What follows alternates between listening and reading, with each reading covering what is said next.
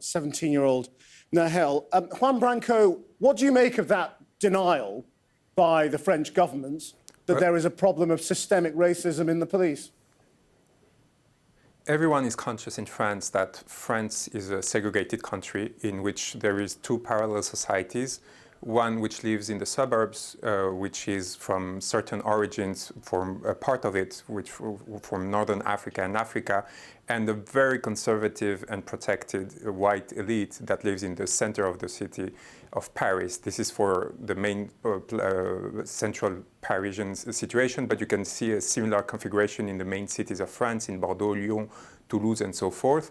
And then, of course, you have other kinds of social problems in France, but this one is a key one. And of course, police is at the center of this problematic, and police is being asked to provide with solutions to this crisis and to this political segregation. And there is, of course, an impossibility to use police in order to create a solution for that. There has been no political answer in the last 72 hours from the government, only calls for peace or order, depending on which government, which minister would speak. But this shows that there is a clear denial of reality that is extremely problematic. So do you think this is going to go on and get worse? It's complicated in a frame in which there is no political leader that actually is protecting the interests of this population to actually see a political movement start from here. But what is certain is that the violence will continue today and for the next days, because what we're seeing today is like a complete decompensation, in a sense, of part of the society which has decided to not even call politically for anything, but just to destroy and produce violence in order to be heard and respected at last.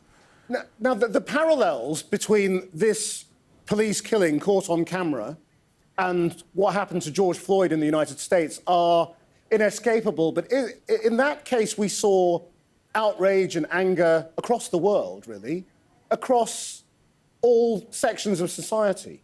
Is the whole of France outraged by this killing, or is it only part of France? Not at all, and it's a huge problematic in France. You have an important dimension of French society which has been nurtured and nourished in the last years by racist and discriminatory discourse, which considers that either this killing was justified or at least that there was some kind of protection that should be attributed to the police. And we're finding ourselves in a situation in which I wouldn't speak of civil war phenomenon or even climate, but there is a clear, again, segregation in terms of opinions, and I mean that translates in opinions. And we see a capacity of empathy towards this 17-year-old child, which is very limited by part of the population. Also because violence has been increasing in the last years in France. There's a huge crisis of the state in France and of its capacity to actually maintain its authority over the whole territory.